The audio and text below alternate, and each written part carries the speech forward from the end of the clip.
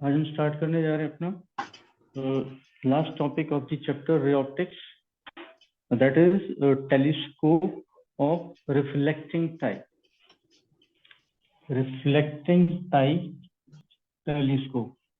तो पीछे जो हमने किया था टेलीस्कोप, वो कैसा था? वो रिफ्रैक्टिंग टाइप था। और रिफ्रैक्टिंग टाइप से क्या मतलब है, रिफ्रैक्शन से क्या मतलब है? उसमें दो कॉन्वेक्स लेंस यूज हो रहे थे और वो कॉन्वेक्स लेंस में रिफ्रैक्शन होता है। जो इमेज फॉर्मेशन हो रही थी वो रिफ्रैक्शन की वजह से हो रही थी, इसलिए उनको रिफ्रैक्टिंग टाइप टेलीस्कोप कहते हैं। रिफ्रैक्टिंग टाइप टेलीस्कोप में कुछ प्रॉब्लम्स होती हैं, जैसे कि हम एक तो बहुत दूर की चीजों को हम वॉच कर रहे हैं। जो दूर की चीजों को वॉच कर रहे हैं, दूर की चीजों से जो लाइट हम तक पहुंच रही है वो बहुत कम मात्रा में पहुंच रही है, ठीक है। इसलिए उसकी जो इमेजेस हैं वो बहुत डल फॉर्म में रहती हैं।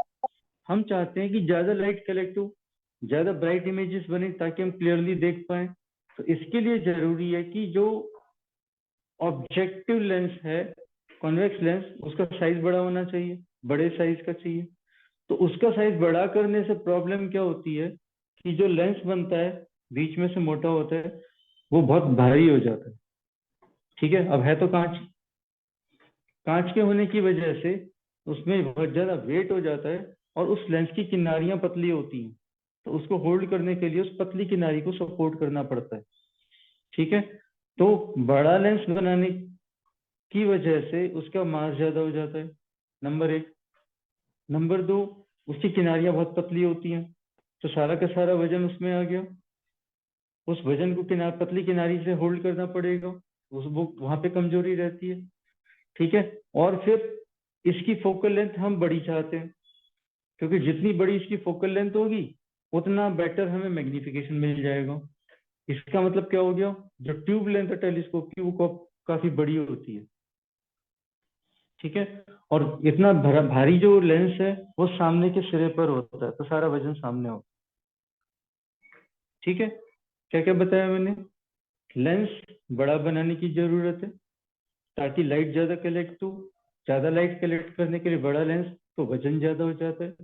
वजन ज्यादा होने से किनारियां पतली है, तो किनारियों पे सारा वजन आता है, तो वो फ्रेजाइल हो जाता है, कभी भी टूट सकता है, ठीक है। तो इस प्रकार की चीजें उसके अंदर रहती हैं। तीसरी प्रॉब्लम क्या है? तीसरी प्रॉब्लम यह है क्योंकि रिफ्रेक्शन हो रहा है। जब भी रिफ्रेक्शन होता है तो क्रोमेटिक एबरेशन होता है, रंग का धुंधलापन। और रंग के धुंधलेपन होने की वजह से उसके अंदर शार्प इमेजेस नहीं बन पाती, तो that is called chromatic aberration. Chromatic aberration का प्रॉब्लम होता है, ठीक है। और फिर हमेशा एक ही तरफ थोड़ी देखते रहेंगे। अब कभी ट्यूब को इधर घुमाना है, कभी इधर घुमाना है, कभी नीचे करना है, कभी ऊपर करना है, तो उसमें भी मोशन होती है। इस मोशन को भी बहुत ध्यान से करना पड़ता है, इसमें झटके नहीं आने चाहिए, बस स्मूथली होना चाहिए सारा ये, ठीक है। तो ये सारी प्रॉब्लम्स हैं, क्योंकि वजन सारा सामने सिरे पर है, इसलिए इसमें ज्यादा दिक्कत रहती है, ठीक है। तो देर आर फोर थिंग जो मैंने बताई है। बड़ा लेंस, वजन ज्यादा हो गया, किनारियां पतली इसलिए कमजोर हो गया। तीसरा, लेंस है, रिफ्रेक्शन हो रहा है, क्रोमेटिक एबरेशन है, शार्प इमेजेस बनने में दिक्कत है। और चौथा, उसको मोशन के अंदर भी बहुत प्रिकॉशंस यूज करनी पड़ती है, ठीक है। तो इन सभी समस्याओं को देखते हुए, इन सभी प्रॉब्लम्स को देखते हुए, कैसिग्रेन, एक साइंटिस्ट का नाम है कैसिग्रेन, उन्होंने कहा कि जरूरी थोड़ी है रिफ्लेक्शन ही यूज हो, रिफ्लेक्शन भी यूज कर सकते हैं। तो कैसिग्रेन एडवाइज्ड ए रिफ्लेक्टिंग टाइप टेलीस्कोप, कहता रिफ्लेक्शन की जगह रिफ्लेक्ट कर लेते हैं, क्योंकि जो पैरेलल बीम आ रही है उसको तो फोकस पे लेकर आना है। हम कॉन्वेक्स लेंस से भी तो उसको फोकस पे लेके आ रहे हैं इमेज फॉर्मेशन के लिए, तो हम इसको फिर कॉनकेव मिरर से क्यों नहीं कर सकते? तो मिरर से उन्होंने रिफ्लेक्ट किया लाइट को, फोकस पर लेकर आए लाइट को, और उस फोकस पे जो लाइट आई है उसको आईपीस के थ्रू फिर क्रॉस किया। आईपीस के थ्रू क्रॉस करने से जो इमेज फॉर्मेशन हुई है वो बहुत अच्छी इमेज मिली, शार्प मिली और बेटर मिली, ठीक है। इसलिए reflecting type telescope is considered to be better than refracting type telescope. ठीक है, तो अभी हम कैसिग्रेन की रिफ्लेक्टिंग टाइप टेलीस्कोप के बारे में बात करेंगे। एक काफी बड़ा मिरर यूज किया जाता है, ठीक है, और इस मिरर को ट्यूब के अंदर, एक ट्यूब के अंदर रखा जाता है।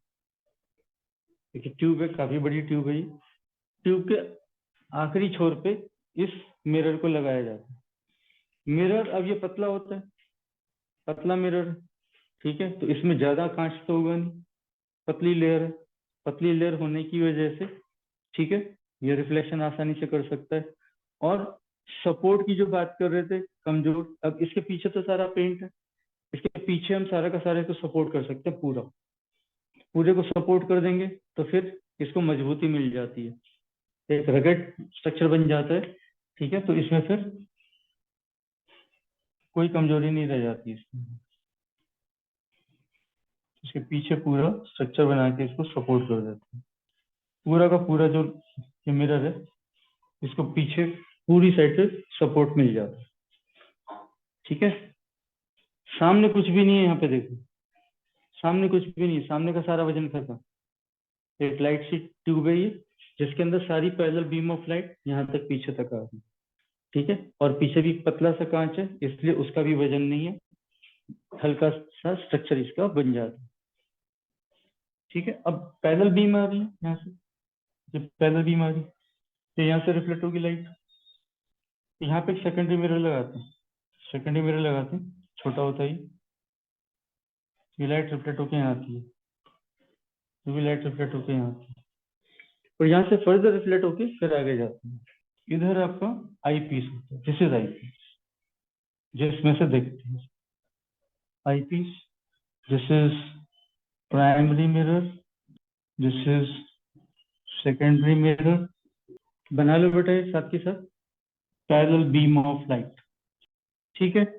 कैसे काम करता है ये पैरेलल बीम ऑफ लाइट, इसके अंदर आ रही है, ठीक है, लिखो working of reflecting type telescope, ठीक है, आप इसमें लिखेंगे वर्किंग के अंदर, in a reflecting type telescope parallel beam of light is received from distant objects, ठीक है, the beam is reflected from primary mirror and reflected light comes to the secondary mirror mounted at the center, ठीक है, इसके support करके चारों तरफ से इसके यहाँ पे बीच में माउंट किया जाता है। the light reaches the eyepiece, the light reaches the eyepiece and final image is viewed through an eyepiece. Final image is viewed through an eyepiece. The images thus obtained are much better in quality as compared to refracting type telescope. ठीक है, simple question आता है, explain the reflecting type telescope, तो ये working उसकी ये वाली समझानी है आपको। फिर इसी के साथ क्वेश्चन आता है, how a reflecting type telescope is better in comparison to refracting type telescope, तो उसमें यही चार बातें आपको देनी है, जो उसके ड्रॉबैक्स है वो इसके एडवांटेजेस हैं, ठीक है, तो आप एडवांटेजेस में लिखिए advantages of reflecting type telescope. तो पहला पॉइंट लिखेंगे, the total weight of objective lens, the total weight of objective lens is removed in reflecting type telescope, यहाँ पे कोई वेट नहीं है, खाली है, दिस इज फ्री, ठीक है। सेकंड पॉइंट लिखिए, reflection do not cause chromatic aberration, chromatic aberration, reflection do not cause chromatic aberration, reflection से रंगों में धुंधलापन जो आता है वो नहीं होता इसमें, ठीक है, रिफ्रैक्शन की वजह से होता है वो, क्योंकि हर एक कलर की फोकल लेंथ अलग अलग होती है, रिफ्लेक्शन में ऐसा कुछ नहीं है, reflection follows laws of reflection, angle of incidence is equal to angle of reflection, तो वो सबको साथ जाना ही पड़ेगा, ठीक है। तो in reflecting type telescope no chromatic aberration occurs, ये सेकंड पॉइंट इसमें लिखा आपने, ठीक है। थर्ड पॉइंट लिखिए, large mirrors can be made and fully supported from the back side, पूरा मिरर को पीछे से सपोर्ट किया जा सकता है, fully supported from the back side, पीछे से पूरा मिरर सपोर्टेड है। तो इस पूरे जो ट्यूब है, ये अरेंजमेंट है, ये बहुत हल्का होता है, ये बहुत हल्का हो जाता है, इसलिए इसकी जो मोशन है, मूवमेंट है, ठीक है, वो बहुत इजी हो जाती है, ठीक है। फोर्थ पॉइंट में लिखिए, the movement of telescope tube up down और right and left, up down और राइट एंड लेफ्ट, मतलब आपको ऊपर भी करना पड़ सकता है, नीचे भी करना पड़ सकता है, साइड में भी घुमाना पड़ सकता है, इधर भी घुमाना पड़ सकता है, ठीक है। तो ये वाली मूवमेंट्स होती हैं ट्यूब की, तो ये ट्यूब्स बहुत आसानी से हो सकती हैं, ठीक है, can be done easily. So movement of the telescope up and down, right and left can be done easily. ये सारे एडवांटेजेस हैं इसके। तो इसका डिसएडवांटेज क्या है, नुकसान क्या है इसका? शिवा, नुकसान क्या है बेटा इसका? नुकसान है इसमें? मेहर, आदित्य? सर नुकसान कैसे हो सकता है इसमें? हाँ यही तो अब सवाल आता, बताओ give the disadvantage of reflecting type telescope, तो कुछ तो लिखेंगे, मांग रहे हो तो। हाँ बेटा, ज्यादा मिरर्स का यूज करना पड़ रहा है। नहीं, मिरर का यूज करने का तो फायदा हो रहा है। देखो ये लाइट आ रही है, ये लाइट, क्या ये सारी की सारी लाइट इस मिरर तक पहुंच पा रही है? यहाँ पे जो लाइट आ रही है वो तो रुक रही है ना, आने वाली कुछ लाइट इस सेकेंडरी मिरर की वजह से रुक रही है, यहाँ तक नहीं पहुंच, बस यही है कि इसका डिसएडवांटेज। तो डिसएडवांटेज में लिखोगे small fraction of incident light is blocked by the secondary mirror, ठीक है। तो ये इसका डिसएडवांटेज में आप ये वाली चीज इसमें बताएंगे। इंडिया में है क्या ये टेलीस्कोप? क्या टेलीस्कोप इंडिया में है रिफ्लेक्टिंग टाइप? तमिलनाडु में एक जगह है कोवलूर, तमिलनाडु, वहां पे रिफ्लेक्टिंग टाइप टेलीस्कोप है, और ये रिफ्लेक्टिंग टाइप टेलीस्कोप का जो रिफ्लेक्टिंग मिरर है, इसका साइज है 2.34 मीटर डायमीटर है इसके,